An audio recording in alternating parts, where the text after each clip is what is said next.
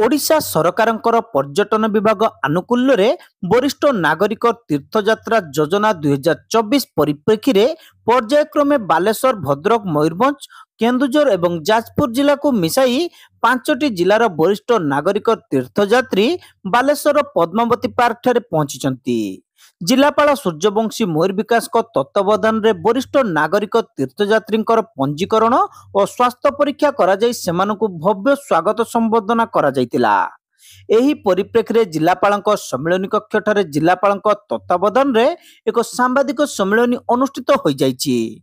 27 तारिख दिन बालेश्वर 180 जन, भद्रक 117 जन, मयूरभंज 196 जन, केन्दुझर 140 जन और जाजपुर जिलार 142 जन यात्री जिलार वरिष्ठ नागरिक तीर्थयात्री यात्रा करिवे।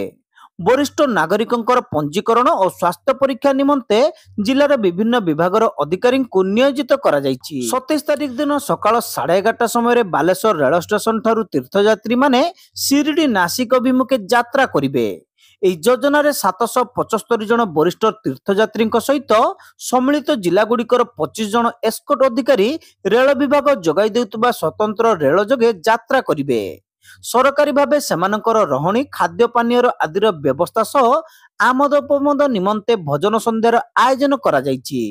राज्यर आर्थिक अनग्रसर और दारिद्र्य सीमारेखा तले रहुतबा वरिष्ठ नागरिक माननकु सेमानकर आध्यात्मिक आकांक्षा पूरण निमंते वरिष्ठ नागरिक तीर्थयात्रा योजना प्रणयन करा जाई सेमानकु देशर विभिन्न तीर्थस्थान भ्रमणर सुजोग प्रदान करा जाउछि।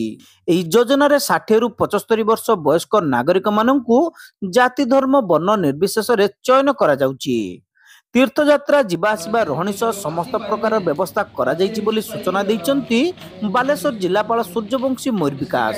ये पाखापाखि 11:45 रे बालेश्वर स्टेशन रु ट्रेन बाहर आसीबो। बालेश्वर सहित हमरो जो नेबरिंग 4 डिस्ट्रिक्ट अछि मयूरभंज केओंझर भद्रक जाजपुर सबु मिसिकी अराउंड 775 लोक को जिबे।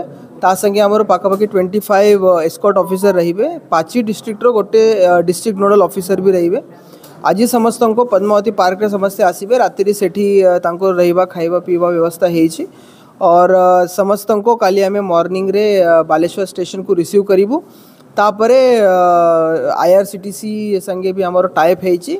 तांको एकोमोडेशन फूडिंग मेडिकल फैसिलिटीज ये सब आईआरसीटीसी देखिबो। ता छाड़ा मेडिकल ऑफिसर मानन को भी हमर एस्कॉर्ट ऑफिसर मानन को भी मेडिकल किट दिया जाइछि सो दैट जो लोक को जीवे और escort officer will ensure Sethi local administration संगे और आईआरसीटीसी संगे कि हमर जो लोक सब जाउछन्ती से केमिति भलोरे दर्शन पाइबे और आराम रे जीवे और आराम रे आसीबे। शिरडी रे प्रथमे जीवे साई मंदिर रो दर्शन हेला परे नासिक रे त्र्यंबकेश्वर जीवे और सेटा करी कि 27 बाहर आसीबे 4 तारिख रु परत आसीबे। ए सांबादिक सम्मेलन रे अतिरिक्त जिलापाल सुधाकर नायक, नीलगिरी उपजिलापाल शुभश्री रथ, पीडी विश्वरंजन नायक, जिला सूचना लोक संपर्क अधिकारी असज्जा सामंत प्रमुख उपस्थित थिले।